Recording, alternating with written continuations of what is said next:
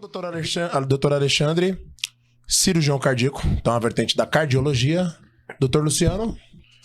Eu sou médico cardiologista de formação, né, de fato, clínico, né?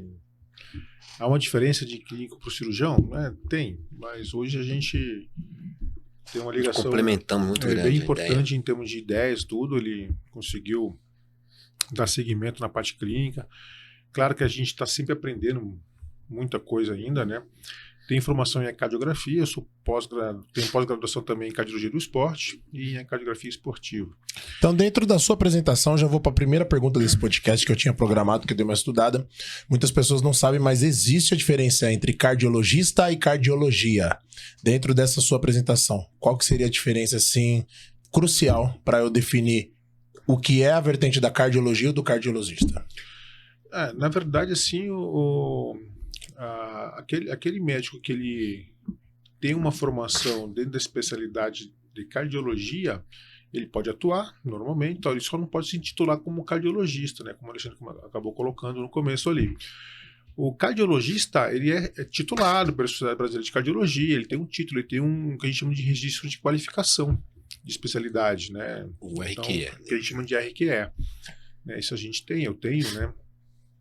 Nessa formação, mas em termos assim de conhecimento, essas coisas assim, nós cardiologistas, né, de formação temos um lado muito mais voltado para a área clínica, realmente. O Alexandre, ele teve uma formação maior em a cirurgia, então ele é mais aquele cara da mão, do braço ali, de fazer tudo. Depois ele virou a casaca e foi para a hemodinâmica, para poder fazer um pouco de clínica, né? Ele se sentiu ali um pouquinho assim, eu preciso aprender um pouquinho mais, né? Aí ele foi para a clínica. Esse povinho aqui pra mim não serve mais, né? O que eu tô fazendo aqui? Não, na verdade, posso só te cortar um minutinho? Pode, já começamos a história do corte. Hoje, no último podcast, quem me cortou no outro podcast, ele falou, eu quase não falei, deixa eu falar. Vocês não saíram na mão, ó, fica à vontade. E o que acontece? A minha formação, eu fiz cirurgia cardíaca no Hospital de Santa Casa, né? Pela PUC do Paraná. Então, a minha formação foi muito clínica, né? Os meus chefes, o doutor Francisco Costa, que era o chefe do serviço, e até hoje o serviço existe, né? Uma referência aí no Brasil na cirurgia cardíaca, ele dizia que um bom cirurgião era um bom clínico. Né? E eu acredito muito nisso. Então, ele dizia que um cirurgião tinha que andar com o cirurgião que não andava com estetoscópio cardíaco, não era cirurgião cardíaco. Então, tive bons formadores, né? Doutor Francisco, doutora Andréia, doutor Fábio, que era o cardiologista responsável clínico pela gente. Então, e nós rodávamos com os residentes da cardiologia clínica, fazíamos ambulatório com a cardiologia clínica, porque ele também negava, dizia que o bom cirurgião cardíaco, porque, teoricamente, a indicação de uma cirurgia cardíaca é do cardiologista clínico, né? Cabe ao cardiologista ele, né, aceitá-lo ou não. E se não aceitar, é porque é muito... não é relevante, porque o cardiologista ele sabe, ele é muito bem formado e sabe muito bem a indicação no momento onde esse paciente deve ser intervido cirurgicamente, aonde a clínica é mais prevalecente do que a cirurgia. Então, o cardiologista por formação, ele é o capacitado por isso. Só que ele dizia que o cirurgião cardíaco não tinha que acatar isso. Ele achava... Tem uma brincadeira, né, que diz que o cirurgião cardíaco só acha Deus no meio da medicina, isso é folclore, mas ele dizia que não tinha que concordar com a indicação só ele tinha que... porque ele estava indicando, ele tinha que saber o porquê que estava sendo indicada aquela cirurgia, os critérios. Até para ele poder, justamente, ele entender do porquê que vai fazer a cirurgia. Isso, né? Por exemplo, o paciente... É básico. Vou dar um exemplo assim. O paciente que tem uma estenose, vocês têm a válvula aórtica, por exemplo, muito fechada, para o pessoal entender, caso ficar um jargão muito. Então, há uma série de critérios, né? Há uma diretriz para que se indicar aquela cirurgia cardíaca, o cardiologista nos encaminha. Então, ele tem que entender por que esse critério A, B, C e D são 4 principais dentro da estenose para indicar uma cirurgia cardíaca. São 4 elas.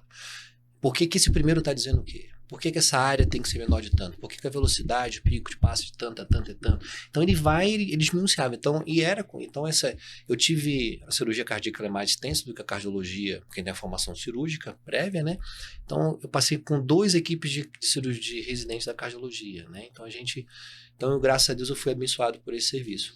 E aí é quando apareceu esse cara na minha vida, onde ele me realizou no sentido onde nós realmente nos completamos. A ideia, hoje, inclusive, no consultório aqui em São Paulo, foi engraçado. Eu comecei Tem um mecanismo de atendimento nosso, né? O Pacho sabe onde a gente faz uma troca, eu começo, o paciente depois passa por ele, o serviço eles são, a gente vai começar isso aqui hoje, sem antecipar o nosso papo, e o paciente falou, eu tô achando esse teu exame assim, né, irmão, hoje não tá batendo e tal, não sei o que, eu preciso da definição do eco dele avançado, fundamental, tal, não sei do que.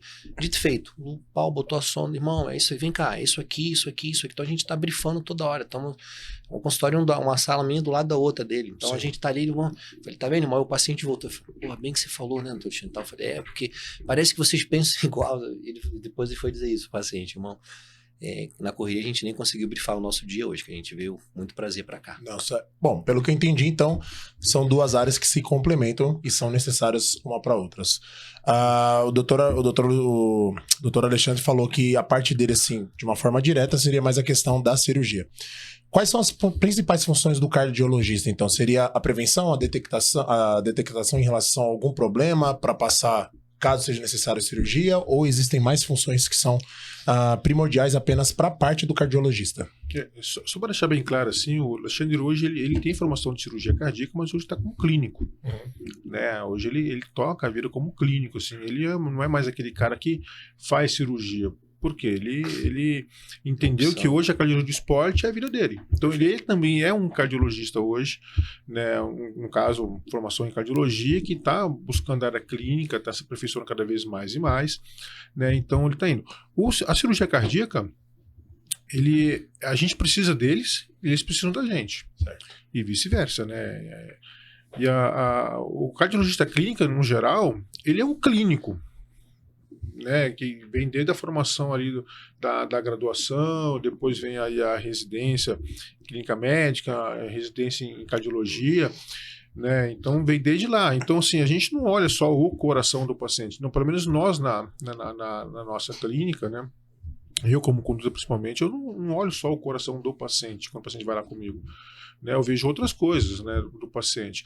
Então, o nosso maior objetivo aqui é trazer para o paciente fazer, obviamente, se o paciente tiver doença, tratá-la. Se o paciente não tiver doença, fazer avaliações de fatores de risco para o paciente, para saber como que esse paciente está, se ele tem algum fator de risco, para a gente poder fazer uma abordagem para fazer uma prevenção. Porque com prevenção você tem longevidade. Perfeito. Né, se você não faz uma prevenção, se você não faz uma abordagem, né, você vai estar submetendo a um risco que você às vezes nem conhece esse risco. Então, quando você faz uma avaliação, seja ela com médico clínico ou conosco, no caso lá na cardiologia, né, a gente busca para o paciente justamente saber como é que o paciente está como um todo. A gente vê fator de risco.